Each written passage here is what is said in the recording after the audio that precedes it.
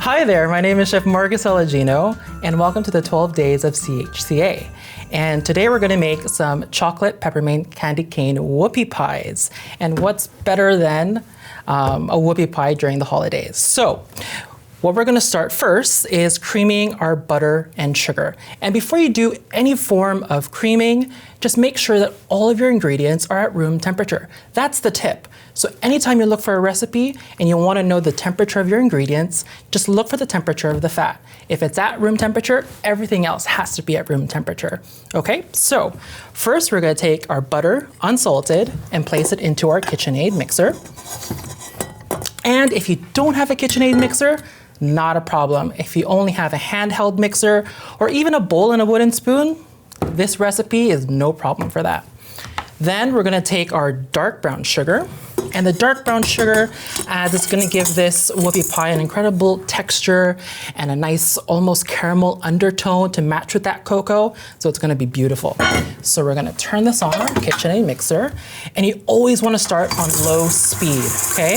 If you start on high, your ingredients will end up on you and not on the bowl, okay? So right now what you're doing is you're creaming the butter with the sugar, and it's gonna go through stages. You're gonna see that the butter is just moving around with the sugar, then it's gonna cling onto your paddle attachment, and then it's gonna go on the side of the bowl. That's another indication that you've creamed your butter and sugar sufficiently. So I'm gonna add in my 1 egg and turn on the mixer again. And again, all you're looking here is just waiting for the egg to be fully incorporated in the butter, and it's just gonna be one cohesive mass. Then we're gonna add in some flavoring. So even though this is a chocolate whoopie pie, adding some vanilla in there, it's just gonna make that aromatics that much better. So add the vanilla, some salt. Here I have some instant espresso powder, which this will not taste like coffee. It's just gonna make your chocolate taste that much more chocolatier. And turn on the mixer.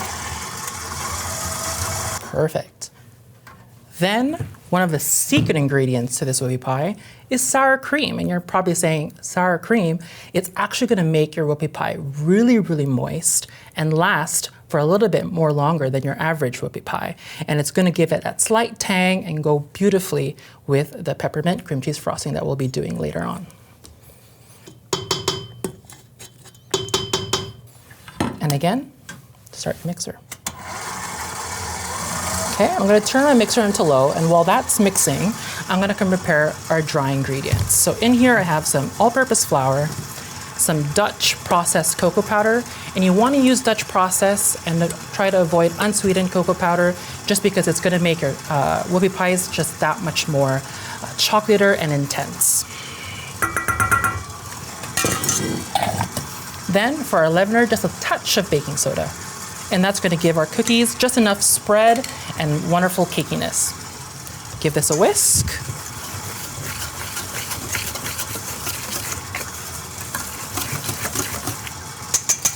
Perfect. Now we're gonna start our mixer, and just before, again, we add in our dry ingredients, you wanna scrape down with a rubber spatula.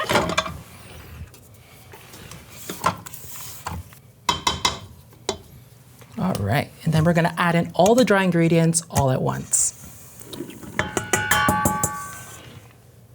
And once again, when you turn on the mixer, make sure it's on low speed or else it's gonna come all flying back at you. Now, at this point, you just wanna mix until it just comes together. Try to avoid over-mixing. If you over-mix this batter, it's definitely gonna give you a very rock, dense type of whoopie, and you want this to be as fluffy and moist as possible. Perfect. Once your batter has come together, I tend to want to give it a good scrape down by hand just to ensure I have all the ingredients mixed cohesively. So here I have a baking sheet lined with parchment, and that's going to make sure that your whoopie pies won't stick to your baking sheet because that would be a very sad whoopie pie. And you want to give it a good scrape around your bowl. So here's the batter. As you can see, it's nice and smooth, chocolatey, and just ready to be baked. So now what I'm going to use is an easy release ice cream scoop. And this is gonna divide my batter evenly across my whole sheet. And you can use this trick on cupcakes, on muffins, and it just ensures that every whoopie pie is the same size. So we're gonna take a scoop and place it on our baking sheet. Right. Get about 12 whoopie pies per sheet. Now, the trick is ensuring that you put spacing about 2 fingers in between each whoopie pie, and that ensures that they won't bake into each other, and you get one massive whoopie pie. All right, and there we go. So we have our whoopie pies all ready to be baked. And you want to make sure your oven is preheated to 350 degrees Fahrenheit if you're using a conventional oven. If you're using a convection oven, which has a fan in your oven, just drop it to 325 degrees Fahrenheit. And probably these are going to be baking around to about 15 to 20 minutes. And to know when they're done is you're going to touch the top. If it bounces back, they're perfect. So they're all baked. As you can see, what you're looking for, it's just, they've puffed up ever so slightly. If you give them a gentle press, they bounce back and you know they're cooked, right? So now I'm gonna keep this to the side so they're cooling, and let's prepare our cream cheese frosting. Let's make our cream cheese peppermint frosting. What makes these whoopie pies just perfect for the holidays and really my favorite part, okay? So, again, the KitchenAid mixer, you want to get your soft, unsalted butter. And for this recipe, you really have to make sure that your butter is really soft, or else when you're creaming this, it's just going to become lumpy and a total mess, especially with the cream cheese. Because in order for them to emulsify really well, they should be both at room temperature. So here I have my cream cheese. You'll notice that I've cut it into cubes. It just helps to get it to room temperature faster. So I'm going to pop this in my KitchenAid mixer with my butter. And attached to my KitchenAid mixer is a paddle attachment. You want to avoid using the whisk attachment because it might incorporate too much air. And too much air will really break down that cream cheese and become a soupy mess. So you want to cream this together. And you just want to cream it on low-medium speed. And again, this shouldn't take long. About 3 to 4 minutes is all you need. Perfect. Then, before I add in my powdered sugar, you want to give it a good scrape down again. Then, here I have my powdered sugar, and you want to add it in all at once. But before you start on the mixer, just make sure that you're not turning it on high speed, or else you're going to look like a snowman, right? All right. You want to turn on the KitchenAid on low speed. Now what's really gonna take this cream cheese frosting over the top and really just make it that nice candy cane flavor is a little bit of peppermint extract. And it's up to you how much you wanna put. Ideally, I like to put about 1 to 2 teaspoons in, but if you like it more, go right ahead. And I'm just gonna turn on my KitchenAid mixer to about medium speed just to get this a little bit more whipped. And that's it. I don't want to whip it anymore because then it's going to get too soft. So here is our baked whoopie pies fully cooled. Here we have our range of toppings as well as our crushed candy canes. And here is our cream cheese frosting that we made earlier.